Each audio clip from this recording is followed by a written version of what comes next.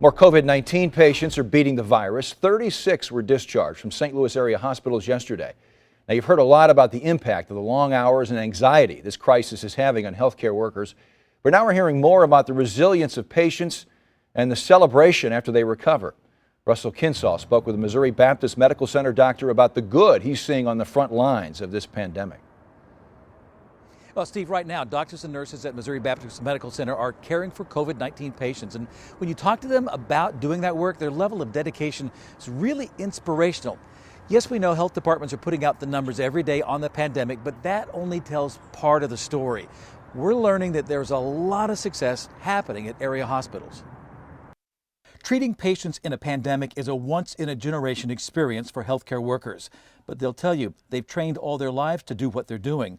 It's what they live for. We're most driven by our motivation to help families and to save lives. We really want to reunite families and make sure these patients get back to their loved ones. Dr. Nitin Anand is a critical care specialist in the ICU at Missouri Baptist Medical Center, a specialist known as a pulmonary intensivist. His focus is on critically ill patients, but he says most COVID-19 patients are not.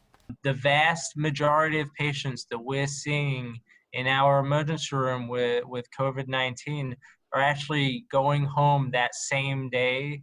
They're being asked to quarantine. Staff celebrates when a COVID-19 patient is discharged from the hospital, but before they do, they're often very weak. So the final focus is on building strength. We've set up a COVID physical therapy gym in the hospital that's fully staffed, and where patients, after they've recovered from their ICU illness, they can really focus on getting stronger. Patients need to know that their family and friends are supporting them. It can really motivate them to get better. So Dr. Anand said the hospital found a way to connect them even when no visitors are allowed. The hospital here has actually purchased a number of iPads so that which our nurses can use to keep those patients connected with their families. So Dr. Anand says the majority of those who test positive don't have to be hospitalized.